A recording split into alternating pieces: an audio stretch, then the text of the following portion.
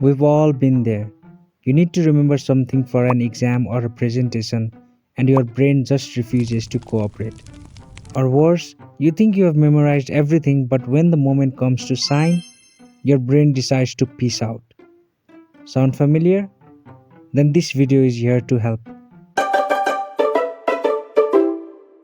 Today I'll show you 3 memory techniques that can help you memorize just about anything. And trust me, the last one is my personal favorite and something I use all the time. It works the best out of them all. The first one is the guardian angel for most students. How it works is simple. You take the first letter of each word you are trying to remember and turn it into a new word or a sentence.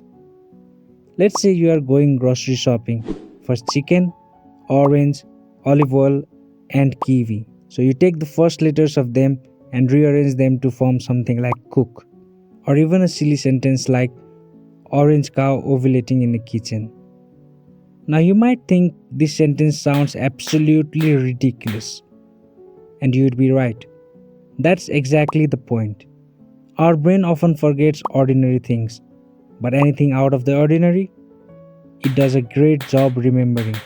You might forget a regular dog you saw on the street, but would you forget if it was wearing a cape?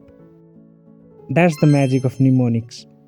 They are easy to use and come clutch when you have to remember something really fast. But here's the catch. They don't always scale well, which is why I don't like using them quite often. The more complex the information gets, the harder it becomes to reverse engineer what those letters stood for. And if multiple words start with the same letter, I find myself squaring and cubing the letters, which gets messy. That's where the next method absolutely works like a gem.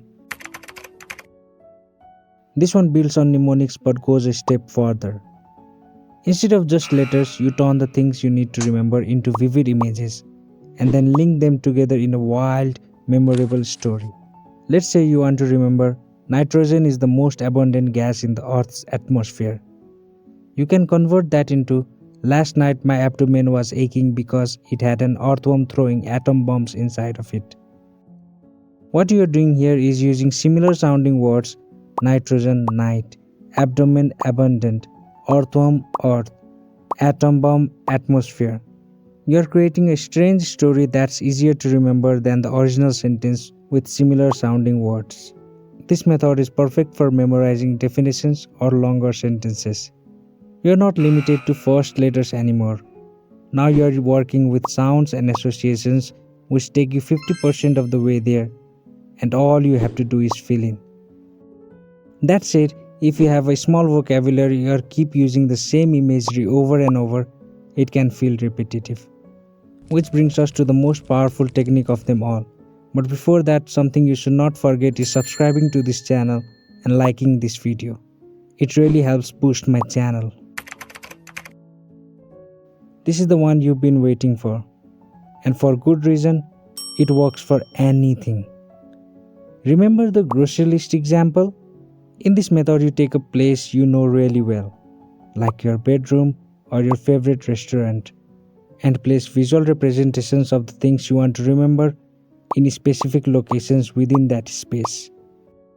Let's say your memory palace is your bedroom. You know there's a table to your right and a big vase to your left when you walk in. To set the scene, I usually create a trigger story to remind myself of the category. In this case, groceries, and the trigger being a man eating something.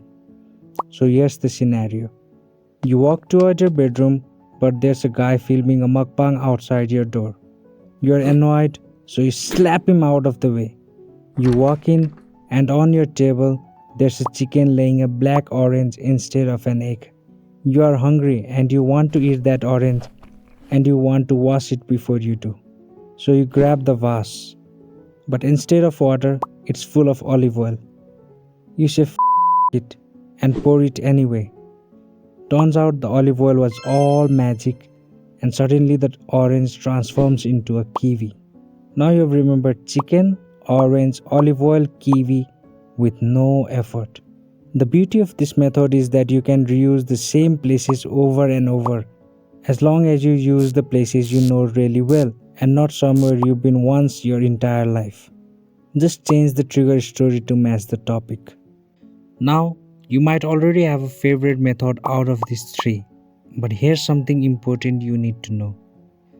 Even the best memory tricks won't stick unless you practice spaced repetition. That means going back to what you've learned after a few hours, a day, a week, gradually increasing the intervals. So, whatever method you choose, it's not a one and done deal. Whatever scenarios or words or sentences you create using any of these methods, write it down, repeat it, revisit it. That's how it becomes permanent. Let me know in the comments if you want me to break down each of these techniques in detail in future videos. And if you are interested in learning one trait that separates the ultra successful people from everyone else, watch this video next.